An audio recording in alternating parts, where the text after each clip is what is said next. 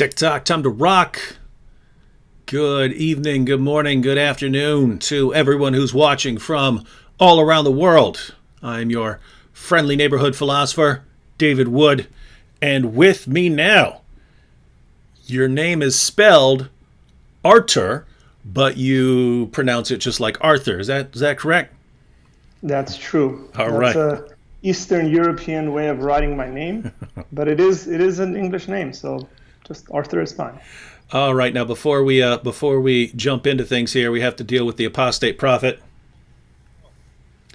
Apostate prophet said, "I heard David became an atheist because he was convinced by apostate prophets. Very convincing insights. Big if true." Now, here's what's disturbing. The apostate prophet is Turkish. And right. We're going to be talking about some problems caused by Turkey. Is the apostate prophet trying to distract us from talking about these problems caused by Turkey? Maybe. Let's hope not. Let's hope not. All right, Arthur. So why don't you give us a quick introduction to yourself and to why you're interested in this particular topic?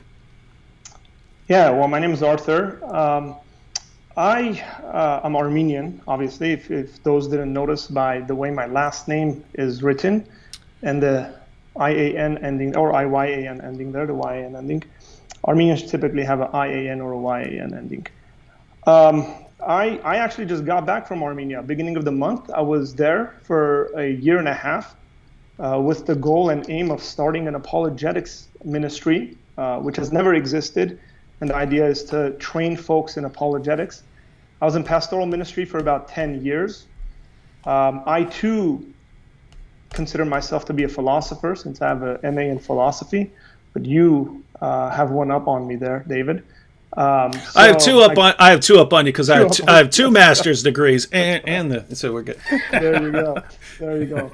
Yeah, so I graduated from Talbot School of Theology, the MA in philosophy there. And those who are familiar with there, they tend to produce apologists.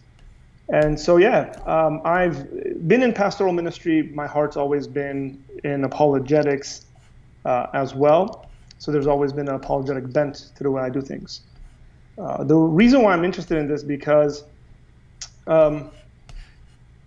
outside of the United States, particularly in that region of the world, faith, politics, your ethnic identity are all wrapped in one. Now, I was born in Armenia, and I was raised there till I was 11 years old, until my family immigrated to the United States. And I started following Christ when I was about 18 years old. So I wasn't brought up in the church or anything like that. When I figured more about Christianity and as I was researching various world religions, I became Christian. So my interest is there. My interest is there because I have family there. I'm very much connected, friends there, very much connected with Armenia and what goes on there. But particularly, there's an issue of faith here. We can go into the details of that and what that looks like. But that's about that. I try to do apologetics on my YouTube channel as well, Apologia Center. And I try to do more of a worldview. So it's not necessarily kind of honed in on one issue. Like David, you deal with Islam a lot. I'm trying to present the Christian worldview as it answers kind of questions about society. So there's some political stuff on there. There's just straight up apologetics and Bible stuff. So I just started putting some effort into that. So yeah. And the link to Arthur's YouTube channel is in the description box for those of you who want to subscribe and check out his work.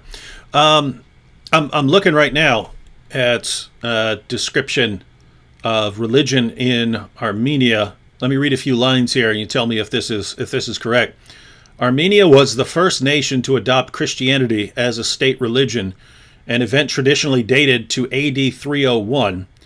The predominant religion in Armenia is Christianity. Its roots go back to the 1st century AD when it was founded by two of Jesus' 12 apostles, Thaddeus and Bartholomew, who preached Christianity in Armenia between AD 40 and 60. Over 93% of Christians in Armenia belong to the Armenian Apostolic Church, which is in communion only with the churches comprising Oriental Orthodoxy, of which it is itself a member. Is that all a correct assessment there? Yes, yes, it is. Yes, it is. And I have to say, I think lots of people in the West have heard of the Armenian genocide and maybe some Armenian people, but really have no clue whatsoever about anything beyond that.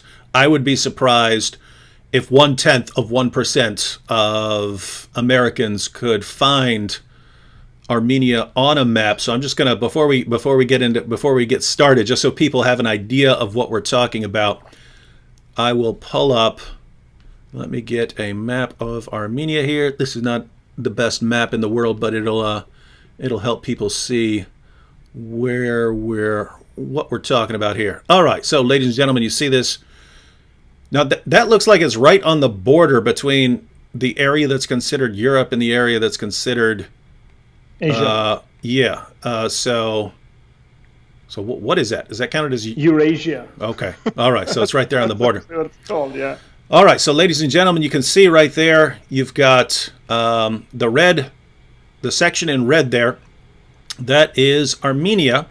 And then right beside it, you have Azerbaijan, which is going to be important for what we're talking about right now. And then you have Georgia above that. Not terribly important for what we're talking about, but notice off to the left there, you've got Turkey and you've got Iran there. And so lots of interesting players here. That's right. All right. And you mentioned before we got started, you mentioned Greater Armenia. And so I just pulled up a map of Greater Armenia. So it looked like, how long ago was that? It looks bigger. That depends what map you're looking at. It could be around the 1st century.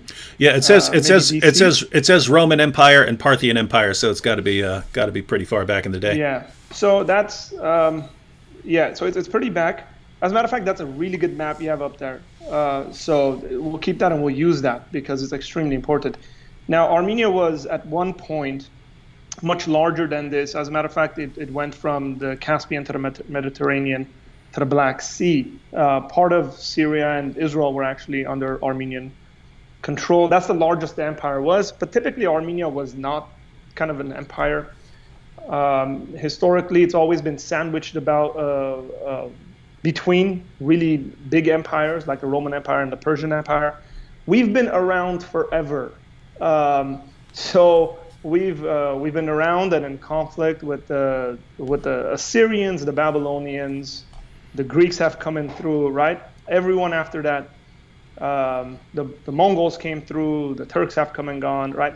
Like, well, they haven't really gone; they're still around. But and then the last empire that Armenia kind of had an issue with and was under the control of was the Communist Empire, the Russian Empire. So it's all been there. We're always been sandwiched in between all these things, and been big at times and small. The smaller at other times. Throughout history, it's complicated because Armenians, like, you've had also multiple empires that have been Armenian. For example, if people look up the Kingdom of Cilicia, which was I think around about 300 years in the region of Cilicia, modern-day Turkey, kind of southeastern Turkey. There was a Kingdom of Cilicia, Armenian Empire, and it was pretty involved in the Crusades, giving shelter to Crusaders as they were coming through and going down into the Israel region to fight the Islamic onslaughts there. So it's had different sorts of empires. Sometimes it was one, sometimes it was 2, 3, 4. Generally, Greater Armenia, Lesser Armenia has been this dividing thing where we've seen it. What's unique about this map, I want people who are watching to pay attention to that region called Artsakh on the right-hand side of the screen as I'm looking at it. Okay. Okay. I think I can point to it here. So, all right. Yeah. There we go. So it's important because that's essentially where our conversations, going to revolve around this region called Artsakh and what's going on there right now. All right. So the reason this is an important topic, and I got multiple requests in the comments section, various videos asking to comment on the current situation between Azerbaijan and Armenia. So this is a concern, but why don't you tell us why this became an important issue very, very recently? I mean, I guess it's been an important issue for a long time, but recently things flared up. Okay, so let me take a step back and kind of go back to the late 80s, and then we'll go from there. In the mid to late 80s, this region called Artsakh has always been Armenian land, by the way. It's predominantly Armenian populated, has always been, with the exception of during some periods of time where you had some Azeris living there, Azeri Turks living there. Some Ukrainians have lived there. You have other indigenous people there, by the way, that don't have country, like Yazidis. You get this Talish group that's in Azerbaijan. So there's a lot of people group in that region that don't have nations, but they're ethnically diverse from one another. When the Soviet Union was collapsing, it was kind of on its last leg. The people of Artsakh Artsakh is also called Nagorno Karabakh, by the way. I'm using the Armenian word for it. The people of Artsakh said, we want to have independence. We either want to join back with Armenia or we want to be our own independent republic. Now, as countries are breaking off from the Soviet Union, right? Like, you got to realize it's pretty intense time. And what ended up happening is that the Azeri government, the communist government of Azerbaijan, pretty much said no, and went on to take back control, right? To invade, saying, no, you've been in our borders, you are our land, regardless of who's living there. At that time, the population, it depends on what numbers you're looking at. Maybe it was 20% Azeri, 80% Armenian, with some minor percentages of other people groups. And so a war erupted. Now, that's in the 80s. I was born in 1985. I kind of remember the beginning of the war, and then I definitely remember the intense period of the war. We came to the United States in the mid-90s, and part of the reason why we came to the United States was because of the war. It was just chaos. Communism had fallen. Armenia pretty much went into this 4 or 5 year war. And then in 94, there was a ceasefire called. And there's been a ceasefire ever since. Occasional flare-ups, shooting back and forth. It's very difficult to determine who shot what, okay? Either side is going to say the other one shot first and broke, the ceasefire and all that stuff. Until July of this year. Now, mind you, I told you guys that I just got back from Armenia after spending a year and a half there. July of this year, Azeris pretty much launched an attack. This is unique, by the way, into Armenia proper. So not Artsakh, not the border where the fighting has traditionally happened, but into Armenia, which has never been the case. The war has never really been between Armenia and Azerbaijan.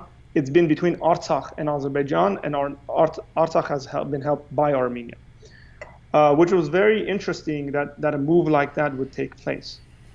It was a couple of days, it died down, and then September 27th, my birthday, my 35th birthday this year, news comes in that Azerbaijan has gone into a full kind of assault trying to take Artsakh.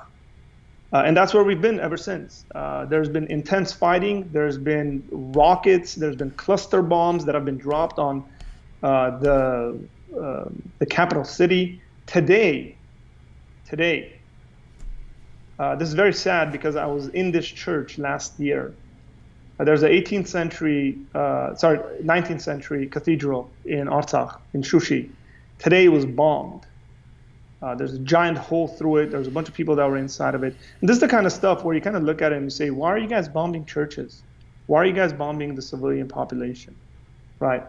And so that's where we've been at. Now, there's a lot of global players here. People aren't really speaking up.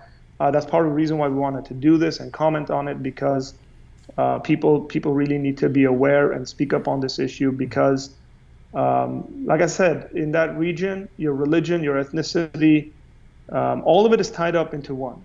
So being a Christian nation sandwiched in between two Turkic Islamic nations.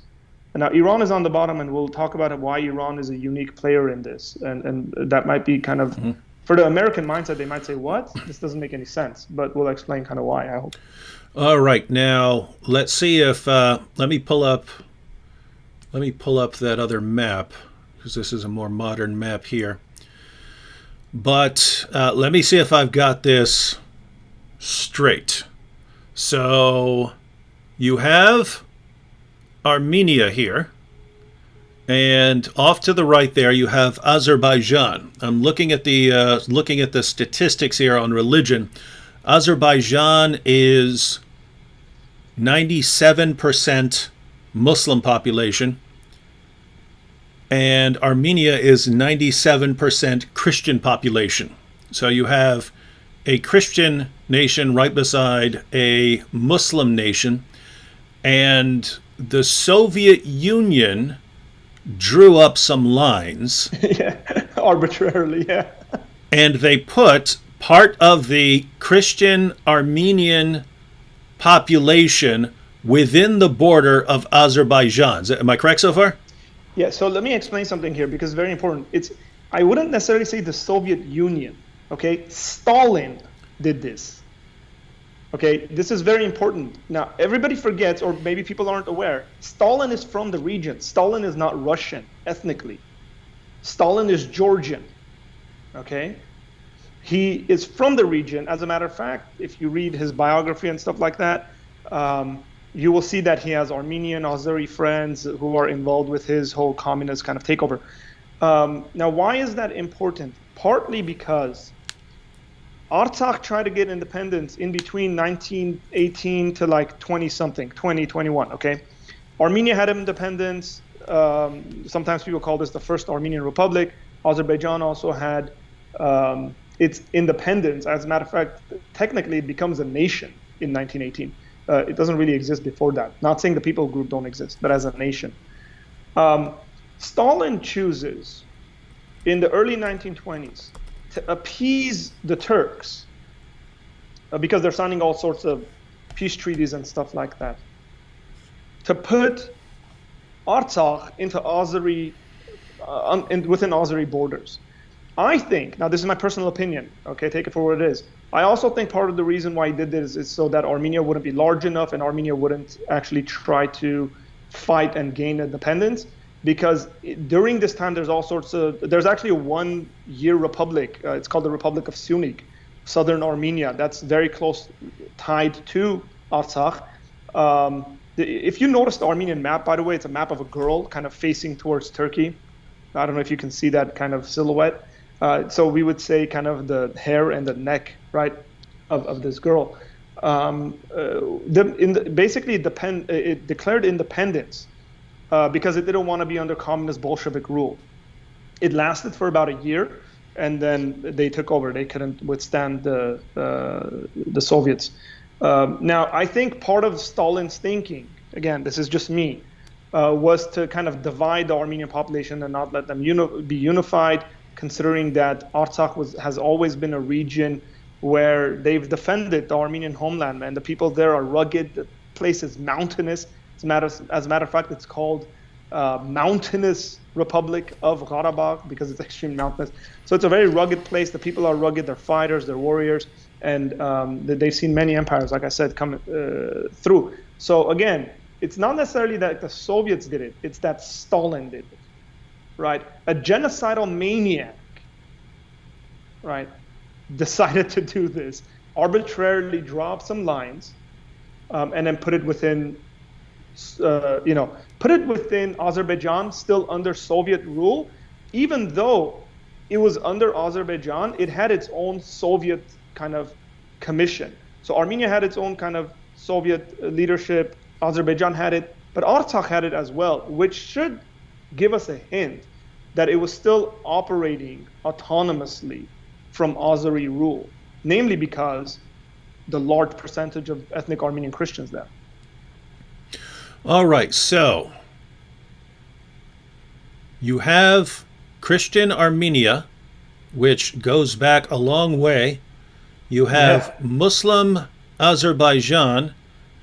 Stalin drew up some lines, and he put an Armenian Christian territory within the border of Azerbaijan, but that wasn't working out too well according to the people, and so they were somewhat autonomous, even though they're officially within the border. They're still acting with autonomy.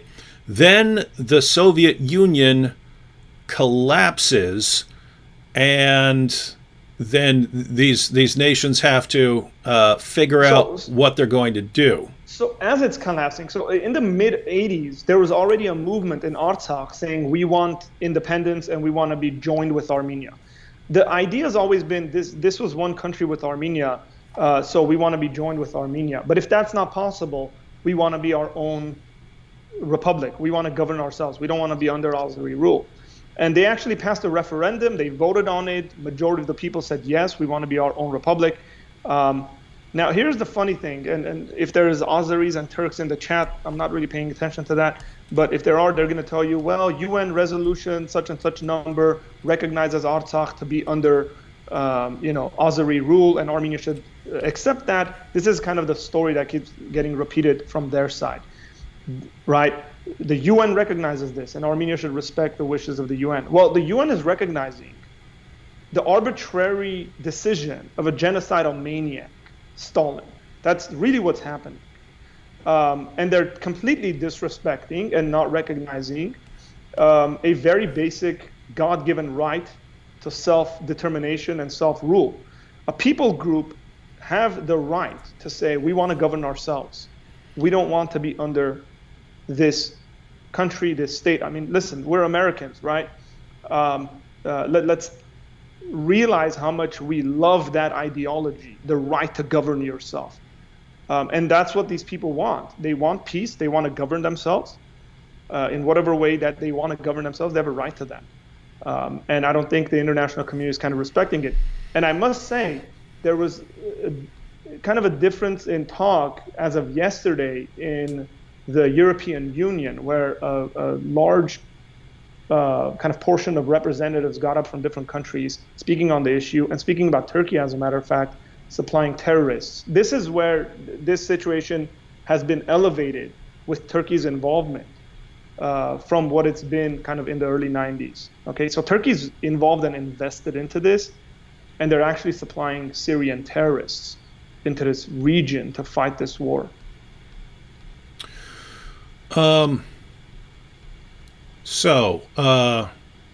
Syrian terrorists. Why do you think this is? This would be opinion, but why do you think this is all being stirred up right now? Well, I think the Turkish leader, I kind of refrain from calling him president.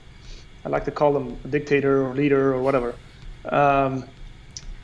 Is a psycho. He's a maniac, right? He wants a number of things. I think one of the things he wants is to bring back the glory days of Turkey in regards to the Ottoman Empire. That's one thing. I think another thing that's probably in his mind is a connection. It's a physical connection to all the Turkic nations, which is actually an ideology, if you look it up, that was really popular in the early 1900s, called Pan-Turkism. And I think Erdogan, if you look at his involvement over the last 10 years in Syria, in Libya, in Yemen, in Iraq, you will see why, when you connect the dots, this is important and why their involvement is important.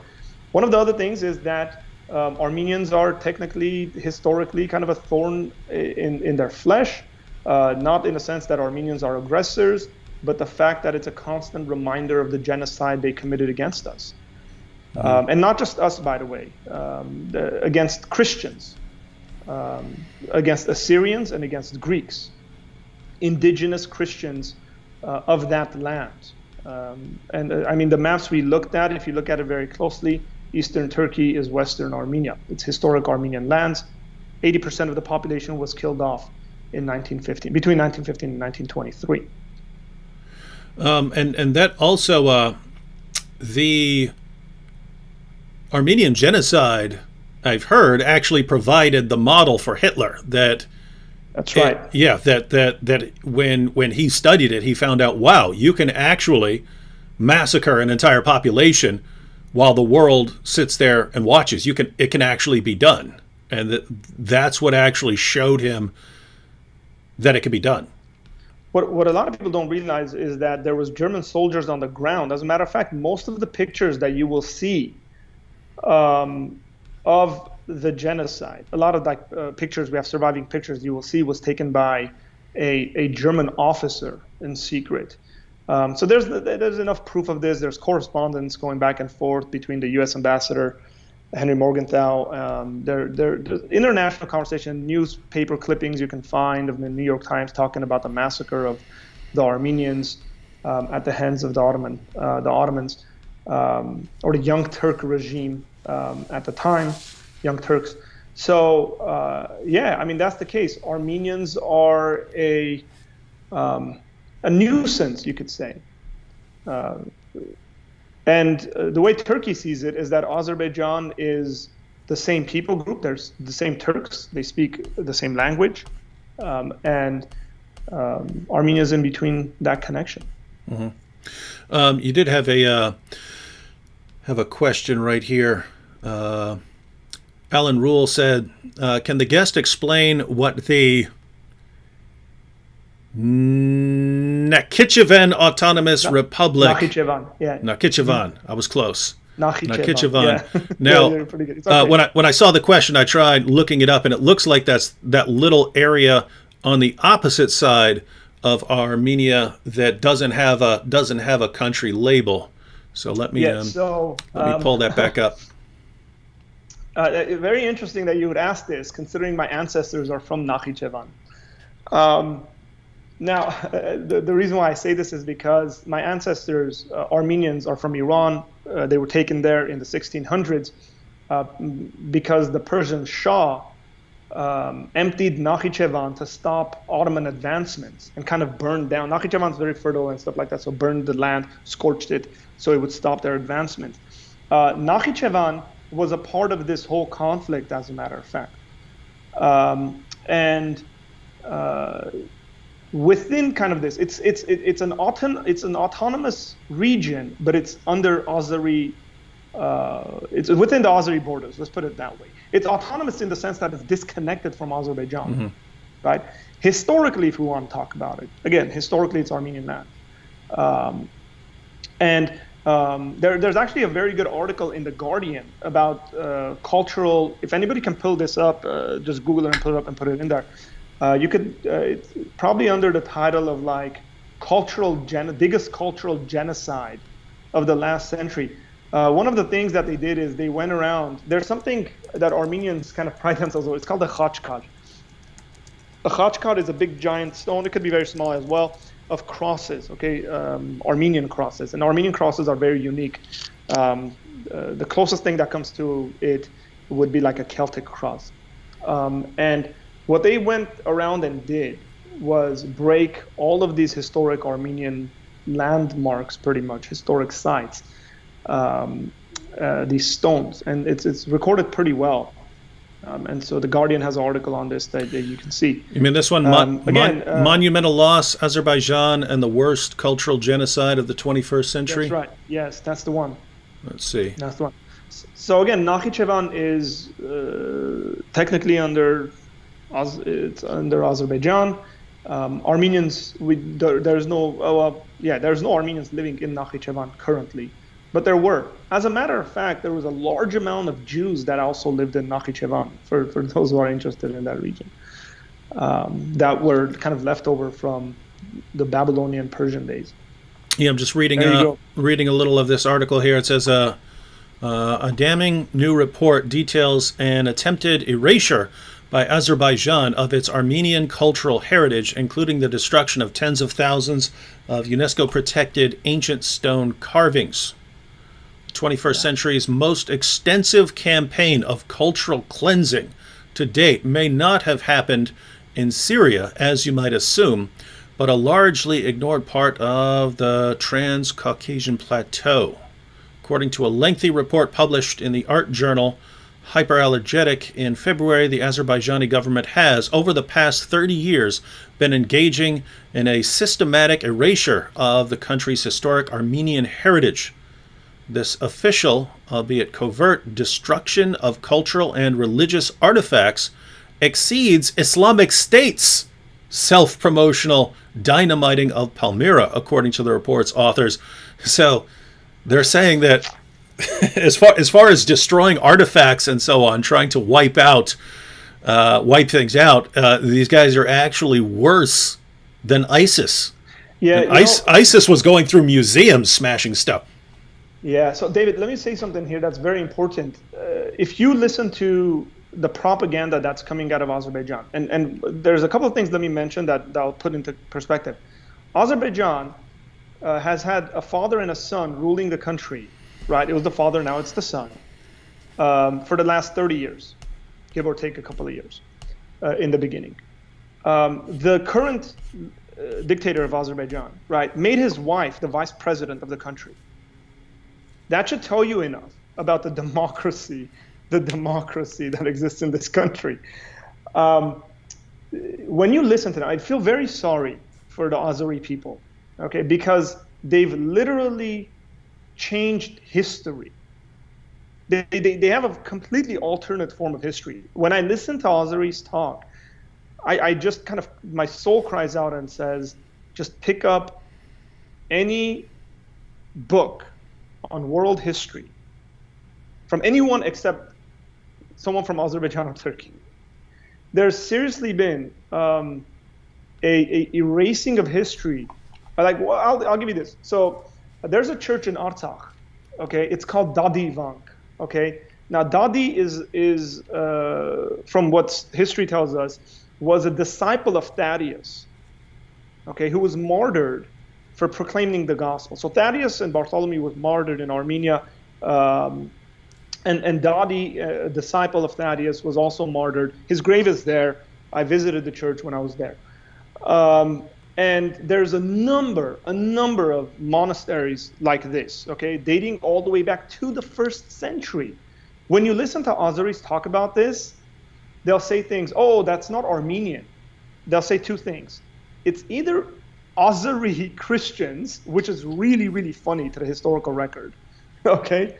Or they'll say something like, before Azerbaijan ever kind of came into existence, there was a people group that was living there. It's called Caucasian Albania, by the way.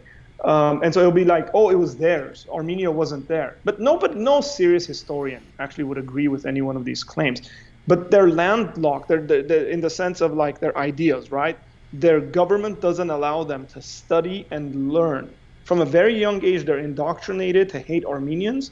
As a matter of fact, in school, there's videos of this, you guys can search online, where a teacher is asking, who is our enemy?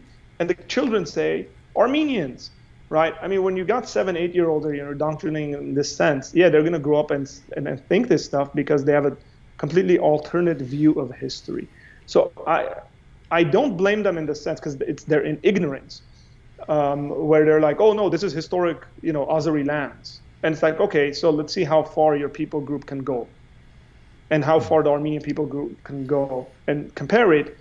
And then there's all sorts of funny stories they try to come up with and saying these things. So that cultural genocide that we're talking about, destroying these monuments, destroying these, the remnants of identity there.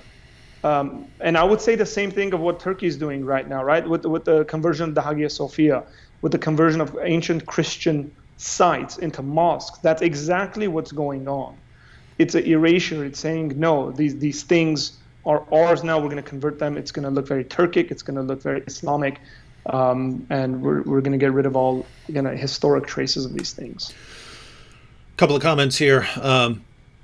Manny says, hey, David and Arthur, you're missing a vital point in this discussion. Erdogan has strongly been pushing the Muslim Brotherhood and is currently seen as a figurehead of a newer and stronger caliphate. So, yeah, I understand. Matter of fact, let me pull that comment up here.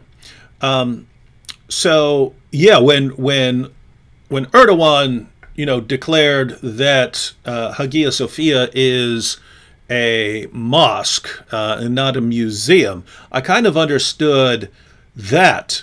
But right now, for him to be helping Azerbaijan, I would understand Iran helping Azerbaijan. Azerbaijan is a Shia majority nation, whereas Turkey is Sunni majority, and Sunnis and Shias usually don't get along. So what in the world is going on here? Okay, so again, like I said, the complication of the people group in the region. Before I say that, let's recognize, and people should be aware of the fact that northern Iran is largely populated by Azeri Turks. Okay, northern Iran is largely populated by Azeri Turks. That's extremely important for people to know. Turks. Azeri Turks. Mm-hmm. So they're Azeri. We should distinguish between those. The connection here is that Azerbaijan is Turkic. Turks always see the Azeris as their brothers, where Iranians are ethnically distinct from Azeris. Iranians might have the religious kind of component in connection, but not necessarily the ethnic kind of component. One of the things that, and this now is my opinion, one of the things I think keeps Iran on their toes on this issue is that if Azerbaijan can claim these lands and say it's historically ours and stuff, they can very easily also claim northern Iran and say, that's where Azeri people have always lived. It's our land. We want that too. And that's why I think Iran is, technically Iran kind of tries to stay in the middle on this stuff, even though in the early 90s it supported Armenia. I think it does lean towards supporting Armenia. Someone else asked a question I want to address that goes alongside with it. Someone said, is Georgia going to back Armenia up? No, Georgia has not backed Armenia. Georgia is a Christian nation, for those who don't know. But I think Georgia's got a lot of trade that goes through it between Turkey, Azerbaijan. And so it kind of tries to stay out of it, but it hasn't. It was actually allowing Turkish planes to take mercenaries and jihadis into Azerbaijan to find the Armenians. As far as I read, as of like 3-4 days ago, they made a statement that we're not going to allow anybody to transport anything through our lands. But I don't know whether that's actually been the case or not. It is very disheartening to see that Georgia is not supporting Armenia on this issue. Yeah. So on a superficial level, if I were looking at this, it would make sense in that you have the sort of borders between Muslim-controlled areas and Christian-controlled areas, or Muslim-majority areas and Christian-majority areas. And what you find is that Muslims in many of those areas, they are constantly trying to push those borders back. So this is kind of anywhere. Oh, and it doesn't have to be Christians either. So if you look at India, you have Muslims in the north, and then Hindus south of that, and the Muslims in many of the Muslims in those areas are trying to continue pushing further and further south. Nigeria, Nigeria's a border area where you have Muslims in the north and Christians in the south, and Muslims are constantly trying to expand and push. So if I were looking at this and didn't have you breaking this down, I would look and I'd say, okay, you have Christian Georgia, Christian Armenia, and then Muslims on the west, east, and south. Obviously, they want to push Armenia. They want to push through Armenia because then they can continue just pushing north as they expand. But you're saying it's more of a like an ethnic situation where, hey, those are our people on that side. They're our brothers on the opposite side. Yes and no. I mean, again, it's complicated as to why Iran operates the way it does on this issue. Maybe it's a bit counterintuitive or something like that. One thing I will say this: history has proven that the Turkic peoples, not the Iranian people, have committed genocide against Armenians, and specifically Armenian Christians. Now, I'll put it this way. During the 1915 genocide, if a person converted to Islam, their life was spared. Their last name was changed. They became something, Oghlu or something like that, very Turkic last name, and it was done. So definitely there's a religious component to this, but I don't want to be an individual who says it's just a religious component, because that's just not true. Obviously, there's an ethnic component, but again, we are looking at this from Western eyes. It's very important to look at it from Eastern eyes, right? Looking at it from that perspective, where your religious identity and your ethnic identity are the same. Where if you're Armenian, you're a Christian, right? If you want to insult someone in both, by the way, if you want to insult someone in Turkey, you call them Armenian. If you want to insult someone in Armenia, you call them a Turk. And if I've heard this from Turkish Christians, even when a Turk becomes a Christian, they will call them, oh, you're Ermeni, right? You're Armenian. Like you've betrayed your people, you've become Armenian. But they haven't become Armenian. They're Turks. They're just Christians. But you have to understand the mindset here. The mindset is your ethnic identity and your religious identity are the same. And so it's very difficult to separate those things and say, oh, it's just the ethnic issue. And I've seen Azeri propaganda and Turkish propaganda, well, it says, oh, no, this is just an ethnic issue. That's not true. If it was an ethnic issue, then why would people during the genocide who converted to Islam, why were their lives spared? If it was just an ethnic issue. So some sort of combination then. Yes. All right, here's another interesting question. Rebri77 said, what does Arthur think about Putin's role in this situation, and if he will back Armenia if Erdogan gets involved? So as far as I can tell, again, you can correct me if I'm wrong, so Turkey is backing Azerbaijan for this dispute, in the situation over this disputed area, but Russia is supposed to back Armenia, or is it supposed to take care of that particular region? I know Russia has some sort of obligation here. Yeah. So there is an issue here between right, like the big players are getting involved now as people are asking these questions. Number one, on the Turkish-Armenia border, there's Russian troops. That's partly to keep the Turks from just, they're 80 million population and Armenia has a 3 million population, and just coming in there. And so the Russian troops there kind of keep the peace. Russia has a very good relationship with Armenia. Now, Russia also sells weapons to Azerbaijan. So it's not like it has a horrible relationship with Azerbaijan. That's not true. Some kind of geopolitical analysts and stuff are saying that Erdogan is trying to let Russia know, I want this region, I want control over this region. So we'll see what Putin does. So far, it's been very general comments where, we're strongly condemning this violence and we're telling both countries to stop the fighting and stuff like that. It hasn't really taken sides. It's not like it's landed troops or anything like that into Armenia.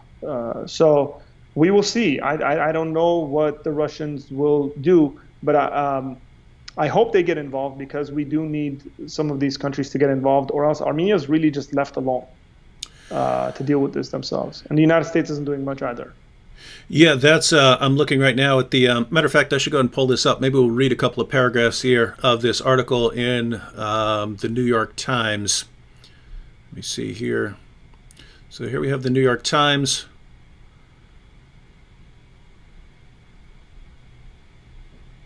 Yerevan, Armenia, taking shelter in a hospital basement. 19-year-old George Alexanian can hear the suicide drones buzzing overhead in the city of Stepanakert. So they're using suicide drones. So I guess these are just drones loaded with explosives or something?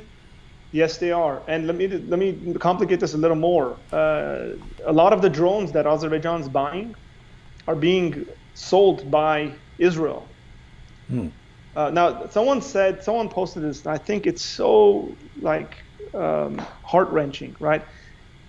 It's the statement goes as far like this. It says, we're seeing grandchildren of Holocaust survivors selling weapons to the grandchildren of genocide perpetrators who are using those weapons against the grandchildren of genocide survivors.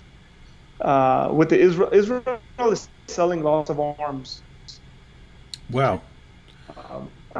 So you're saying these? I don't know. It boggles me. Yeah. Yeah. If so, that needs to be exposed. So let's read a little more. A few days ago, he said one of them one of the suicide drones headed toward the hospital, but was struck down before it could explode. Yet being there, he told me, is better than staying home, where every strike felt like an earthquake. His sister is a doctor working upstairs and sleeping in the hallway because the beds are all full. We get used to it, he said, but it's hard to live not knowing if you're safe. Workers hurry. This is just the introduction. I wanted to get to this part about the situation here. Workers hurry out of other basements for a few hours, then rush back down to the shelter. 11 days into an escalating fight between Armenia and Azerbaijan, Stepankert is being pummeled with missiles and drone fire. One building that still stands is the home of the National Assembly of the Republic of Artsakh, a country that has never been recognized by the wider world. Yeah, I mean, the thing is, what the world really needs to know is that Azerbaijan is committing war crimes. They are using weapons, and they're bombing civilian populations. Like I said, today they bombed the cathedral in Shushi. Why would you bomb a cathedral? Why bomb a church? It makes no sense. There's no tanks in it. There's no missiles in it. It's a church. I've been in that church. It's a beautiful, beautiful church. I've been in Stepanakert. It's a beautiful city, and they pretty much used carpet bombing there. One of the things they do that's really, really, whether we want to say, well, hey, this is the way Islamic fanatics think. Well, there's these bombs they'll drop that have these red and green ribbons on them. I believe they're red and green, where they don't explode, and it's really meant for children to go and pull on those ribbons and then blow up. Where there's pictures coming through where these old guys who know what those are because they've seen them before are just collecting them off the streets. They've used carpet bombing, which is again against international laws. You can't do that, and that's what they're doing. And they don't allow media. Armenia's invited foreign media to come and go on the borders. As a matter of fact, the French sent a couple, and then two of them got hurt. The Azeris hit these two French journalists, where Azerbaijan's not allowing any foreign journalists to go into their land unless they're pro-Turkey, pro-Azeri. They've also shut down their social media in their country, by the way, with the exception of Twitter, which they're probably monitoring. So it's not like they're getting lots of information coming in. There's lots of propaganda that's being produced where they're saying, we conquered this, we conquered that. They're showing pictures and all this stuff. Again, people can look. We live in the age of the internet, and you can search this stuff up. It's on Twitter, it's on Instagram. Share it. I must warn you, if you do share it, I have a number of American friends, non-Armenian friends who share this stuff, and they have been bombarded by Azeri and Turk trolls. Bombarded. One of the things that happened to some celebrity, Elton John posted about this, and he took it down immediately. Cardi B posted something and took it down and apologized for it. That's how much pressure these celebrities go under. I don't have much hope with these individuals anyways, by the way, just using them as an example. But there's a lot more who have done that and just apologized and took it down. Someone mentioned the missile, by the way. Azerbaijan is using missiles called LoRa. Yes, they are. That's, again, an Israeli-made missile. Ashu here said, I remember when Arthur was on with Sam Shamoun the first time, and he said to watch this region for a flare-up. I can't believe he got proven right so fast. Yeah, that was in August. That was in August. Now, again, I was in Armenia. You could feel the tension. The reason why I said that is because of what happened in July. That was very strange and weird, where Azerbaijan would launch attacks into Armenia proper. That had never happened, and that to me said how serious they are and what they're doing. And let me say this: a number of documents were leaked from 2003. I think last year they were leaked, Turkish documents, where the Turks were talking about invading Armenia and Greece. Again, this is a regional thing. Like people, you should not think like, oh, this is Armenia and then Azerbaijan. No, this is Armenia and Greece and Azerbaijan and Turkey and Iran and Russia and Egypt and France. Like this is huge. The potential for this can be extremely huge. And this is why we need people to be well informed, to know what they're talking about, and do your research, know what's going on in that region, and post about it. If you want to look at Syria as kind of a very sad roadmap. By the way, I have Syrian friends, I have Armenian friends from Syria. I met a lot of Armenians in Armenia who had come to Armenia from Syria, whose grandparents were genocide survivors because of ISIS. I met a guy in Armenia who was held hostage by ISIS. This stuff is all interconnected. You think these people are going to, God forbid, but you think if these people take over these lands, they're going to go in there and say, hey, we just want to live very peacefully with you? Does the West actually believe that? Or considering the fact that they're bringing in these, Turkey denies this, but Europe and America are all talking about this, bringing these Syrian jihadis and having them fight the Armenians. You think these guys are going to go in there and not rape women and kill children and forcibly convert them into Islam? You think that's not what their ideology, if you think that's not what their ideology teaches, then you are a fool. You are as naive and stupid as they come. Let's read a little more here. Known internationally as Nagorno Karabakh, the tiny Armenian separatist enclave in Azerbaijan is at the center of a dangerous conflict that has drawn in Turkey and Russia and claimed hundreds of lives without engagement from the United States, whose attention to the region has slipped. The situation could spiral out of control. And so basically, the idea here is you're kind of seeing the beginning of skirmishes, and then it's a question of who gets involved. So it's not a skirmish anymore. This is a full-on reignition of the war. This is the largest escalation that's happened. By the way, let me put into context here, numbers-wise. There's 150,000 people that live in Artsakh. Armenia has a population of about 3 million people. Turkey has a population of 80 million people, and Azerbaijan has a population of 10 million. Okay, so you will continuously, a lot of Armenians will post and say things like, hey, it's 3 million, 150,000 fighting against 90 million, right? Even if Azerbaijan was just alone, they have, triple the population of Armenia. Now, again, just about the fighting, it seems like they're taking heavy losses. They're an oil-rich country, so they're a rich country. And they've used their riches over the last 30 years to, develop, I guess, like modern weapons, like suicide drones. By the way, it just doesn't, some people were posting some comments here as I was paying attention. It doesn't escape me that it's Muslims using suicide drones. And it shouldn't escape anyone. It just sounds the kind of thing that they would do. Yeah, historically you have the suicide bomber, but man, if you don't want to go and do it yourself, then you can have the suicide drone. Yeah. Quick question here. Blake said in the super chat, as a Christian, are we obliged to support Israel and its foreign policy decisions because Israel is God's chosen people? I would say no. You don't have to support every decision that the modern nation of Israel makes. Let me put this in context. There's a Christian's comment on this stuff, and I think the preachers usually do a disservice to this. Did the prophets in the Old Testament support the decision of the Israelite government?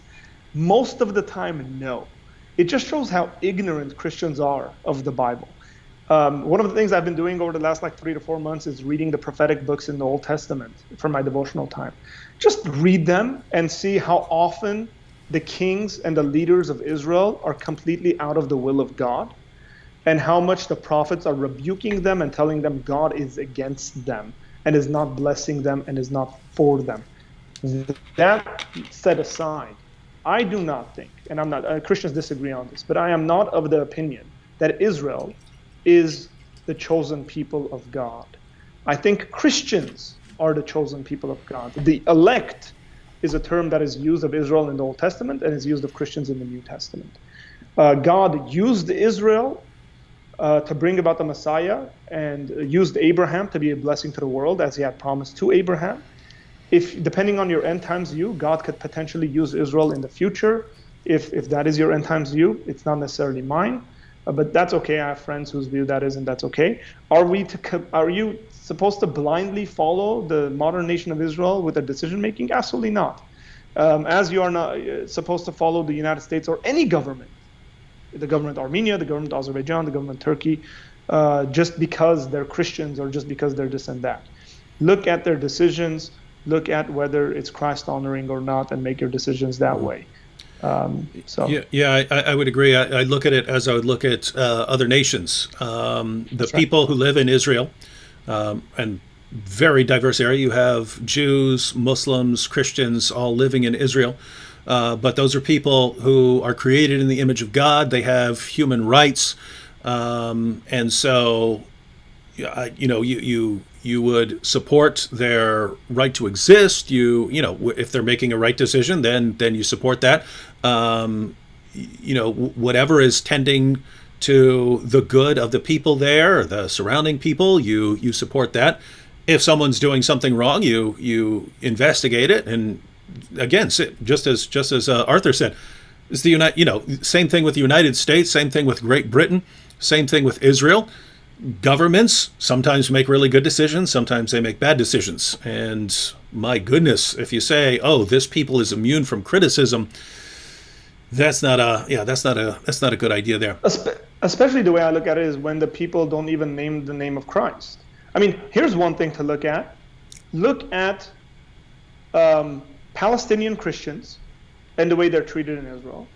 Even beyond that, look at Jewish Christians and the way they're treated in Israel. Are they treated like, "Hey, you're our brother, come with us"? Or are they shunned? Are they persecuted? Right? Go do your research. And I think there's a kind of a naivety when it comes to American Christians, and they really turn a blind eye to Israel and the decisions that Israel makes. It could make right decisions, it could make wrong decisions. And I'm going to judge it case on case, as with any government. I think that's being wise, and that's actually being Christ honoring. Let's check some more of this out. The conflict is an unresolved leftover from the Soviet Union. In 1923, communist rulers placed the Nagorno Karabakh and its ethnic Armenian majority within sorry, who are you reading this from? Who wrote this? This is the New York Times. These guys are doing their best to really not state the fact. It's not communist rulers, it's Stalin. Okay, I don't know if they're staying away from saying Stalin. I don't think anyone tries to defend Stalin.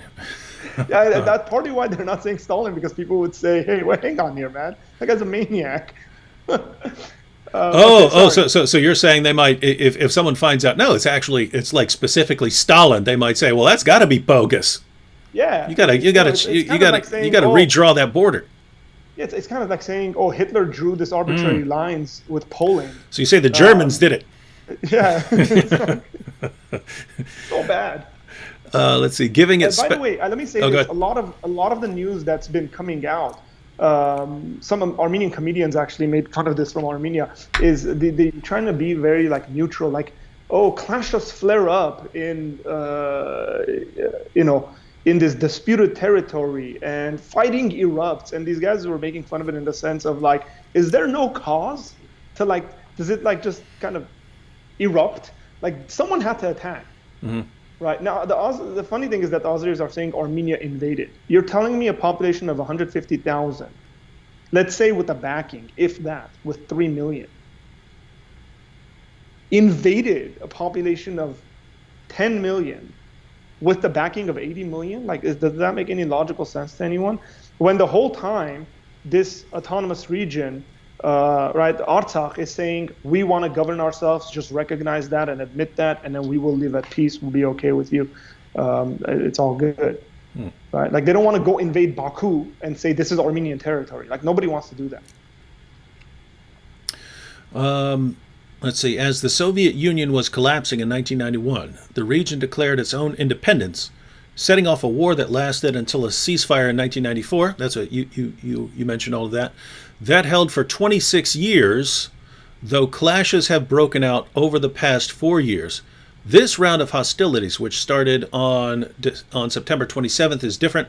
What had previously been theoretically possible but highly improbable military actions, Azerbaijani drones flying within 20 miles of Yerevan, Armenia's capital, or an Armenian strike on a military base in Azerbaijan's second city, Ganja, were quickly carried out. The next targets could be oil and gas facilities in Azerbaijan or Yerevan and Azerbaijan's capital, Baku. Let me clarify something here. I think this reporter is very unfair. Armenia didn't attack the city of Ganja. They attacked a military airbase where all the drones were flying from and where their fighter planes were flying from. Arguably, by the way, some intelligence is saying that they're Turkish fighters, F-16 fighters, that were flying from that airbase. Armenia specifically warned the city and told the population, leave the city, we will be targeting military sites in your big city. Sorry, not Armenia, I should rephrase that. The Republic of Artsakh said that. The Republic of Artsakh, their president came out and made for a couple of days, multiple announcements. We're going to go after military sites in big cities, leave. People actually fled from Ganja.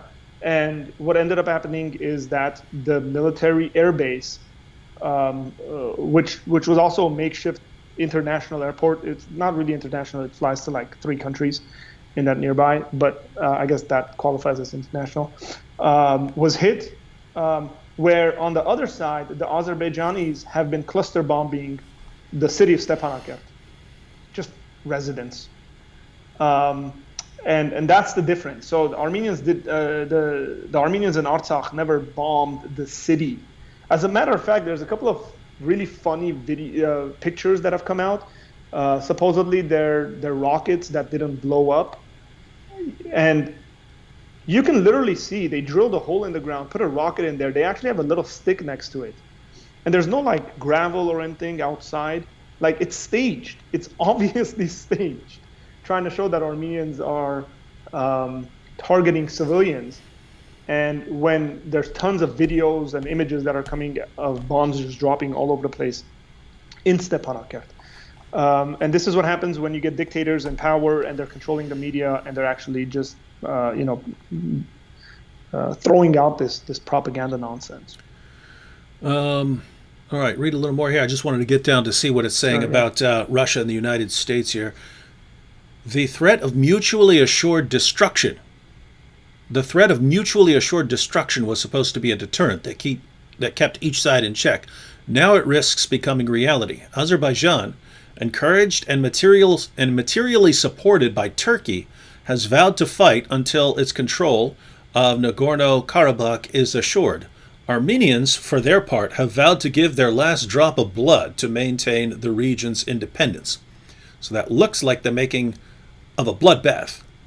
The fighting has expanded beyond anything seen in the past few decades. If it develops into an Azerbaijani attack on Armenian soil, it would be likely to bring the direct participation of Russia, which is treaty-bound to protect Armenia. At that point, with Turkey and Russia on opposing sides, the wider region could be engulfed by war. And then we have here the United States. It was the United States that once led the effort to avoid such a disaster as one of the co-chairs of the Minsk Group, the body created by the Organization for Security and Cooperation in Europe to negotiate a settlement to the conflict. After the ceasefire in 1994, the group began intense rounds of diplomacy, including the promising peace talks at Key West, Florida in 2001, overseen by a sharp cast of American diplomats. So it sounds like America is just not interested in getting involved in the current conflict. So it looks like a lot's going to come down to what Russia decides to do if the conflict continues. Yeah, America needs to get involved in this, and in a fair way. My continuous fear is for America to choose the wrong side on this. And because it has air bases in Turkey, to kind of go alongside with that. And then because it doesn't like the Iranian mullahs, by the way, Iranians don't like the Iranian mullahs. I know lots of Iranians. My parents were born and raised in Iran. They were there when the when the mullahs take over during the Islamic Revolution. So it's not just that the United States doesn't like it. A large population of Iranians don't like them. Just because of that, I'm always under the fear that the United States will go with Azerbaijan and Turkey on this because it wants to kind of counter Russia and Iran, and they would be in the wrong if it ever came down to that. Hopefully not. All right. So again, somebody here again said on the comment section, Tundra M. It says it's not a religious conflict. You're very silly. I'm being very nice here. Yeah, maybe Tundra wasn't here earlier because we kind of went through that. We discussed that it's kind of a combination. All right, so I guess we're kind of up to date now, and the coming days and weeks will basically decide what's going to happen here in the near future. What do you think people should do in the meantime? Because I don't want to see a bloodbath there. Yeah. And when you look at the history of Armenia, we don't want to see that place get swallowed up by, an alliance of Turkey and Azerbaijan and so on. So, but at the same time, we're not Russian, and so we have no say-so over what Russians. Is there anything you'd recommend for people to do here? Because people have been pointing out this isn't being talked about much. There are some articles that you can find, but I haven't been seeing this on the news. And it's a situation where you have a Muslim country and a Christian country right there on the upper edge of the Middle East, going to war in a situation where Russia and Turkey could be on opposite sides of this. And you have this report here in the New York Times, and you have other articles, but it's not really a serious. Pence, the fly on Pence's head is bigger news than all of this. So many people were actually tweeting that and posting that on Instagram. Literally, it's very sad. CNN, as a matter of fact, one of the things that happened here in Los Angeles is that CNN reported some false reporting, essentially, which is not uncommon of them, but where Armenians shut down the streets in front of CNN for a number of days. I think it was like up to maybe a week until CNN actually reported correctly as to what's going on and who the aggressors in the situation are. One of the things I want to encourage people, given the world we live in, guys, this is not just a war that is happening on the front lines with soldiers shooting back and forth, but there's also a war being had on the internet, on Twitter and Instagram. Go and just search Armenia or Azerbaijan on Twitter. I've tried this, okay? One of the things that comes up is you will see continuous accounts that were created like 3 days ago, 2 days ago, 5 days ago. That is like 0 followers and stuff like that. Just blasting content supporting Azerbaijan. So they're I would say probably doing a better job. Probably they have paid individuals who are sitting in front of a computer and just doing this day and night. Programmers have created bots that are just doing this. So we need people. Armenians need people, especially non-Armenians, to post about this, post articles, post pictures, talk about the situation, get the word out, tag news stations and agencies and all that stuff, so that it trends, so that it becomes news, and people actually talk about it. Given the fact that we're Christians, I want to encourage all the Christians to pray. Now, here's what to pray for: peace, because that's what we want as Christians. Paul says we desire peace. We desire to live at peace with all men. And this is the heart and the desire of the Armenian people. Listen, not everyone in Armenia is Christian, right? In the sense that we would understand being born again of the Spirit, but they at least identify as Christian. A vast majority of individuals identify as that. And so there's a Christian psyche in Armenia where, yeah, we want to live at peace. We want to live at peace with Azerbaijan. We want to live at peace with Turkey, Iran, Georgia. We want peace. And so my prayer has been peace. My prayer has also been that God would come and be a defender of the righteous in this situation, because I think God does that. So please pray. The final thing I would mention is if you want to financially support, there's a link in the description box that David has been so gracious enough to put, himnadaram.org. So you can go and give towards that. Okay, so www.himnadaram.org. As a matter of fact, I think it's up to like 80 million that's already been raised. There's a lot of Armenian business people around the world that are matching people's giving and all that stuff. So that's just general giving going towards the situation right now. The financial need is extremely important. So please give towards that. But information and getting the news out there and sharing this video, sharing there's a lot of short videos, historical explanations on Instagram, on YouTube. Share them to your social medias. Educate people. Let the world be educated about what is going on in this region, because it's really a global issue. It really is a global issue. It's not just a regional issue. And if we want peace in the world, I think we should be, especially as Christians, invested into this. Ola Fasola here said, let me get this up. Can you lead us to good history resources so we can study this? So are there any websites or other sources you'd recommend for people to sort of get on top of this issue? Listen, I would say even a very basic Wikipedia search, other than the fact of me giving you books on the history of the Armenian people or something like that. I would say go read up on Wikipedia. If you really want to follow the trail of sources on the bottom, you can do that. The sources are pretty good on this issue on Wikipedia. I know a lot of people look down on Wikipedia, but sometimes the information is really good. No, with Wikipedia, it kind of depends on the topic. Like there's stuff on mathematics and probability, and a lot of the stuff on philosophy is excellent. So it kind of depends on the topic that's being covered and who's moderating the page. That's right. Yeah. So go look it up. Follow the resources there. It's very difficult for me just to throw out book. I mean, there's a book that was written. It has a blue cover. It's called The Armenians, but it's pretty dated now. I think it was written in like the early 90s, but that's a pretty good history of the Armenian people. If I come across some stuff, so things aren't like popping up into my head, I can definitely send those to David and he can put it in the description box, some of the links. I'll try to do that. How about that? Yeah. I'll try to find some resources, some websites that you guys can look specifically on this conflict and read about. And then David can put that in the description box over the next day or so.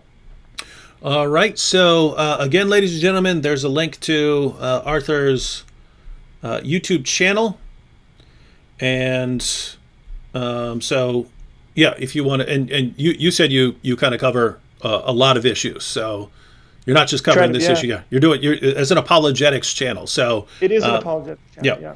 So you can check out his channel, and and he'll send me some links to go ahead, and I'll either put them in the description or I'll put them in a pinned post for people who want to study more. All right. Any final thoughts before we sign off here, Arthur? No. Thank you. I appreciate it. I appreciate the fact that you had me on, man. Pretty quickly. I know how busy you are, and you're using your drill for good reasons, for good purposes. I see. So you're very meticulous, and I guess maybe you can get into woodworking with that drill press you got. Oh yeah. I think I'm gonna have to get a bandsaw next, because you can do all sorts of stuff with a bandsaw too. You can make book safes, right?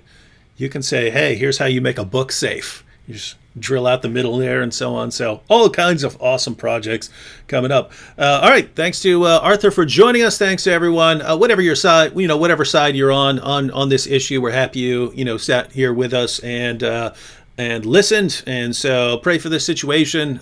Do anything you can by becoming informed and sharing information with others who aren't informed. And that's just a good mindset for all situations. Learn some things well, and then share what you've learned. And Right. if enough people do that, we would solve a lot of problems.